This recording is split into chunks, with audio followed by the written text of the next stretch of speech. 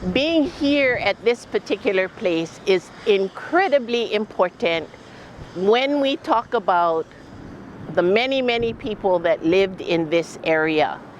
This was perhaps the largest kalo raising area throughout all of the Hawaiian Islands.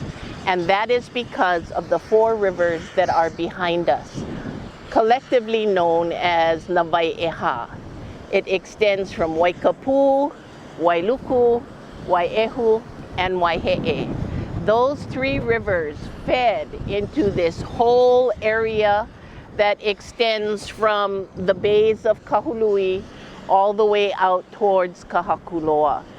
So because of the waters that fed this whole area, life was good in this place. We raised lots and lots of taro to be able to feed the communities that lived in this area. The Nā Wai ʻEhā, the 4 waters, were the lifeblood of this island, especially this side of the island. Without those 4 rivers, without those 4 waters that came all the way from the Wawakua, from where the gods generated these waters up in the highlands, now called the Watershed Area, but known to us as the Wawakua, they generated the water up there to feed down into the lands here to benefit us, the Kanaka that lived in these lower areas. So when these rivers were able to flow freely, the living was absolutely good in these lower areas. I was fortunate that I lived with my maternal grandmother for a very long time. I lived with my grandparents down here in Ka'ehu, but my grandfather died when I was about 8. My grandmother not till I was 24. So I spent a great deal of time with her. And I was fortunate that we would especially walk the river that is known as Wai ʻEhā at this time. It does not look at all like how it did when I grew up. And it does not flow the way it did when I grew up. And why that is important is we lived a country lifestyle. We lived a country lifestyle, which meant much of what we existed upon came from the area that we lived. My ohana had a farm. They had pigs and ducks and chickens, and when my tutuman was alive, we had a small lo'i, and we were also fisher family because we lived right on the ocean.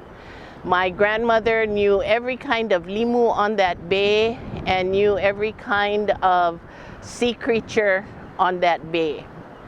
But when we would go in the river, we would gather those things that were raised in the river. Things such as opai and o'opu that lived in the river. You cannot get that any longer from, I believe, any of the rivers of Nā Wai ʻEhā any longer, much less Wailuku here, Wai ʻEhā all the way down, because the waters are different. And much of that difference came when the plantation came and diverted the water up Mauka. It no longer fed into the ocean. As a fisher family on this particular bay, having the fresh water come down into the ocean water at the mouth of the rivers was super important, because it's the fresh water that makes the limu. Limu grows in brackish water. It needs a little bit of fresh water in it. There are fish and ocean creatures that need a little bit of fresh water in the ocean in order to breed their children, and then they move back up the river if that's what they do.